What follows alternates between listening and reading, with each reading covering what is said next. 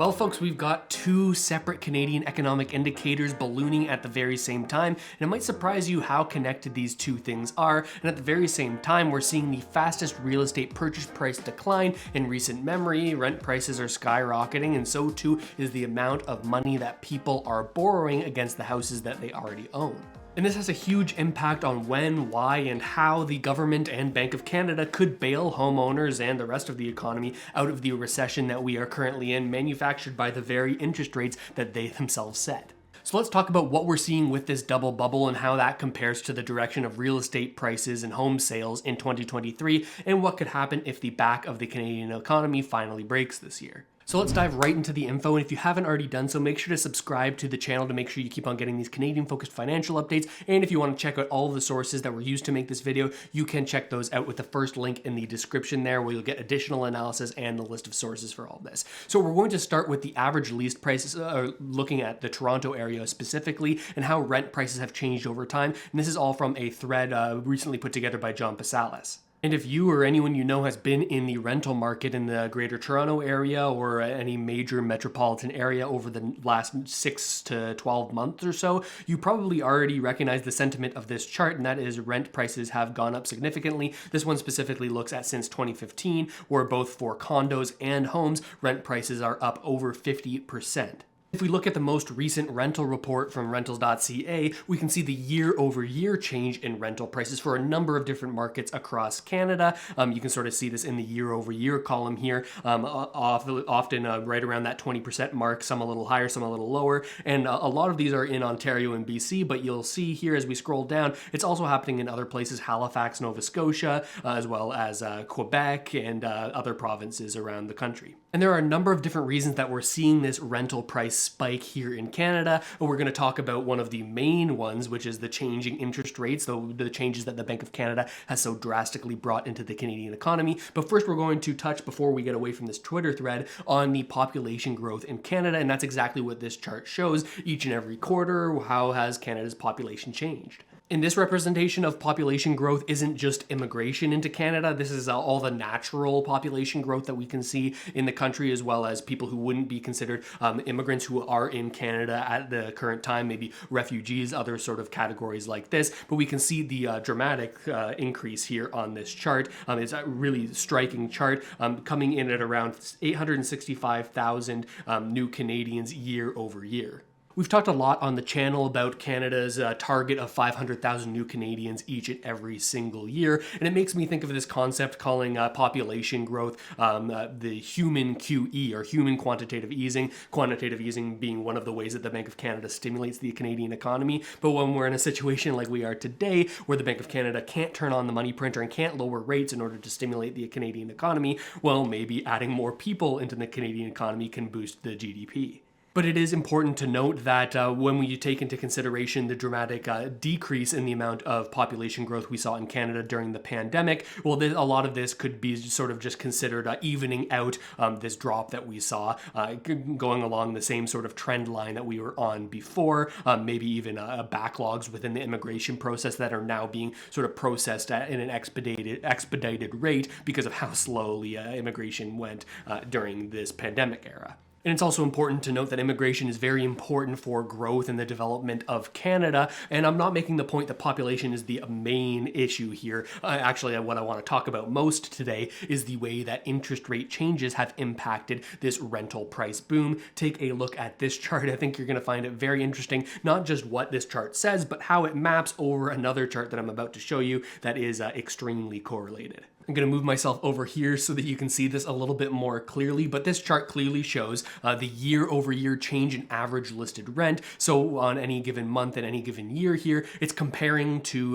the rent that was previously charged exactly 1 year prior. And you can see how during November 2020, all the way until July 2021, we were actually seeing a decline in the average rent prices compared to what those prices were 1 year previous. Then the rental boom that we're currently experiencing starts to pick up here in September 2021 and gets us to where we are currently today. The latest data here being from November 2022, a couple of months ago, but that's sitting at around 12.4% rental price growth year over year.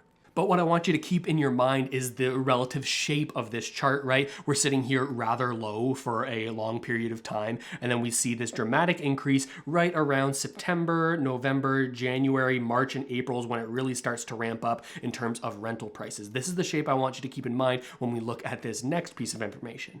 Now let's look at what average mortgage rates were across Canada around that same period of time. Again, remembering that average mortgage rates for a 5-year fixed mortgage is quite tied to the policy rate that the Bank of Canada sets, and the 5-year bond price or the yield on that bond is often very closely correlated to what people are paying on their mortgages. This shows Canada's 5-year conventional mortgage lending rate over time, and when you take a look at this chart, you might remember, or you might understand why I asked you to remember the shape of the previous chart that we were looking at and how that correlates with rent prices. We saw this period where the Bank of Canada's interest rates were extremely low and money was cheap, right? You could borrow money at a very low interest rate and use that to purchase a home or take on any other kind of debt at a very low interest rate payment. And then when we saw inflation start to spike up, the Bank of Canada said, oh crap, we've got to deal with this. We've got to slow down inflation to have a stable economy. So we're going to jack up interest rates dramatically. And that started happening most around March, April of 2022.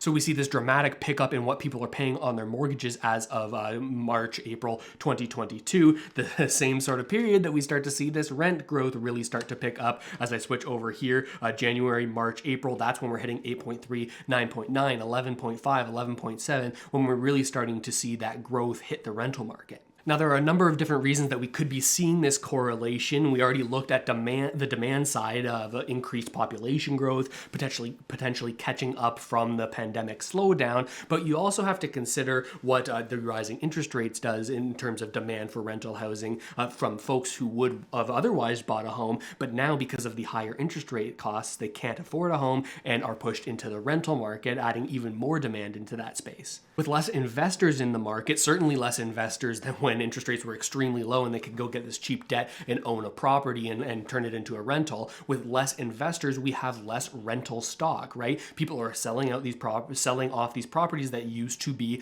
rental housing, and also we don't see investors making any new rental housing because of just how damn high the interest rates are currently. But we can't simply reverse all of this to make it go away. Certainly if we lowered interest rates again and turned on the money printer, well, we might see rent prices go down, investors start buying out houses, but then we have the sort of flip side issue of housing prices just skyrocketing in terms of purchase price, right? That's what we saw over the past couple of years with all the mania and fear of missing out as these low interest rates caused a dramatic spike in real estate prices. So that's the first part of this double bubble that we're experiencing here in Canada.